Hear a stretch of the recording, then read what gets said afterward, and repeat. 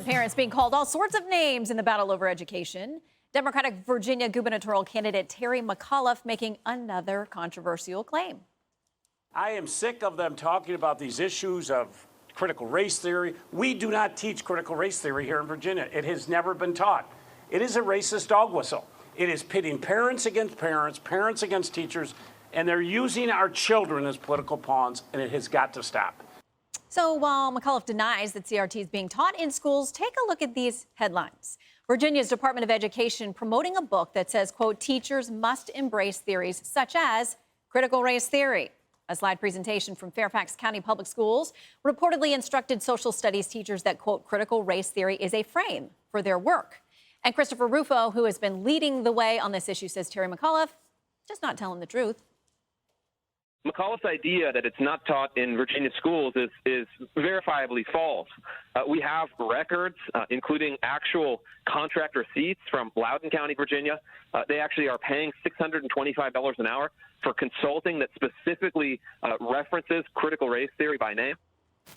All right, Katie, this is turning out to be a huge deal where we live in Virginia and the governor's race is underway. I mean, whether Terry McAuliffe wants it to be or not, it is.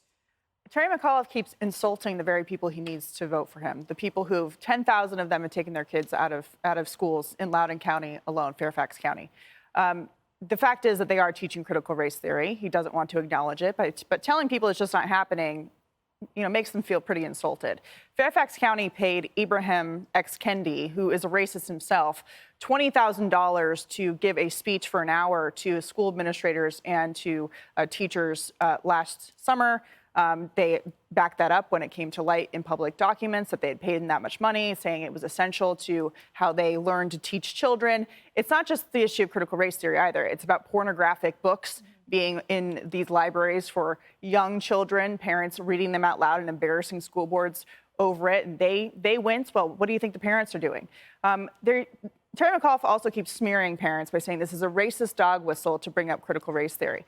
There are parents in Loudoun County and Fairfax County from all different backgrounds, including a woman who grew up in Mao's China, who have come up to these meetings to say, we don't want this in our schools. It is not just white parents who are living in suburbia going to these school board meetings. And finally, I would say, it is not a good look for the Loudoun County School Board to be calling the sheriff's department and acting like these people are domestic terrorists, asking for all of these insane security measures simply to keep them out from speaking to them when they are taxpayer funded and have the right to be there.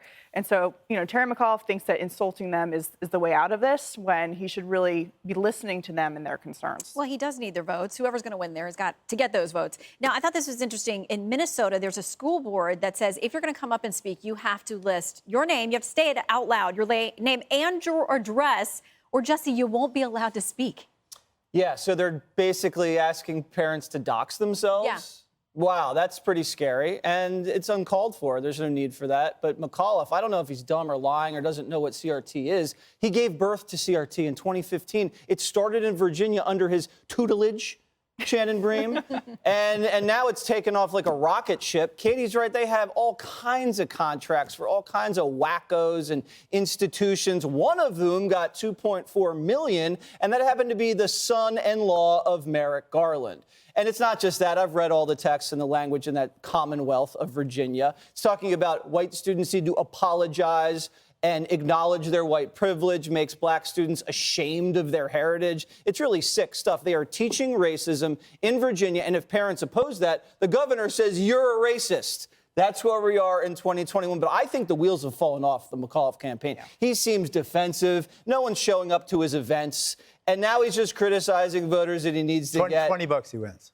You think 20? Ooh, listen, this is a blue state that Biden won by double digits, and now it's a dead heat because of this issue. A win's a win. $20. Hey, 20? You're going to take it right here. 20? 20. Let's go. Shaking on it. Okay.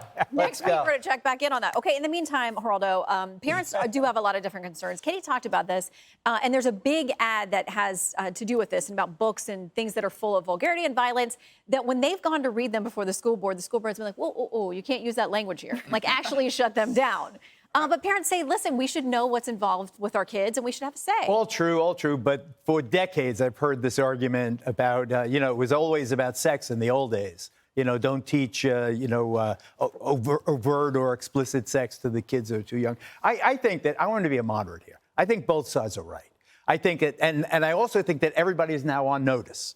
Everybody's on notice. The teachers' unions, after getting burnt, and the National School Board Association, and all after getting burnt in these embarrassing headlines about lying about what they're doing, what their instincts are, what their critical race theory is. I think that they, on the one hand, get it, and on the other hand, the parents. And Katie, I think you're almost always right, except when I look at those school board meetings, I see a sea of white faces. Nothing Well, that there's nothing wrong with that. You're not looking very hard. Maybe I'm missing. More attention. Maybe I'm missing the odd Puerto Rican here or there, but Well, there are I just African American parents that are showing but up too. I think what my point is that I think that the parents are on notice that egregious, over-aggressive, that is over the top. And You're I think never that overly teachers are aggressive, also Geraldo. on the nose, right? well, But you're Greg, never overly aggressive. Not me. Greg, apparently some yelling and screaming is okay, but other yelling and screaming, burning things down, not okay. Yeah, in fact, McAuliffe called it a dog whistle, the parents' concern.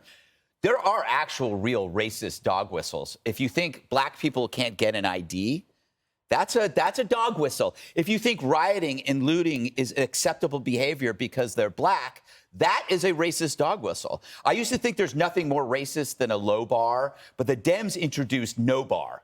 And that's what we're seeing right now. That's why there were so few prosecutions after all of these riots. Look, to them, the left, everything is racist except actual racism. You can blanket all whites as oppressive, and that's not racism. That's considered education. But if you call it out, McAuliffe calls you a racist. But I think it was your point, Jesse. I can't remember. I think it's over.